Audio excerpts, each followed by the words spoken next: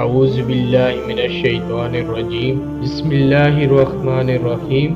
صحیح بخاری حدیث نمبر 16۔ ایمان کی مٹاس کے بیان میں ایک موقع پر رسول اللہ صلی اللہ علیہ وآلہ وسلم نے فرمایا کہ 3 خصلتیں ایسی ہیں کہ جس میں یہ پیدا ہو جائے اس نے ایمان کی مٹاس کو پا لیا۔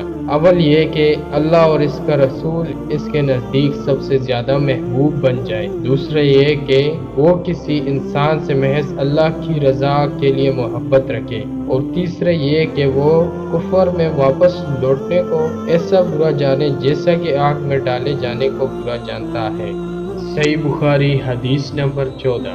رسول اللہ صلی اللہ علیہ وآلہ وسلم سے محبت رکھنا بھی ایمان میں داخل ہے۔ ایک موقع پر رسول اللہ صلی اللہ علیہ وآلہ وسلم نے فرمایا، قسم ہے اس ذات کی جس کے ہاتھ میں میری جان ہے، تم میں سے کوئی بھی ایماندار نہ ہوگا جب تک میں اس کے والد اور اولاد سے بھی زیادہ اس کا محبوب نہ بن جاؤں۔ یعنی تم میں سے اس وقت تک کوئی ایماندار نہیں ہو سکتا جب تک وہ اپنے مال و جان، اپنے اولاد سے زیادہ مجھ سے محبت نہ کرے۔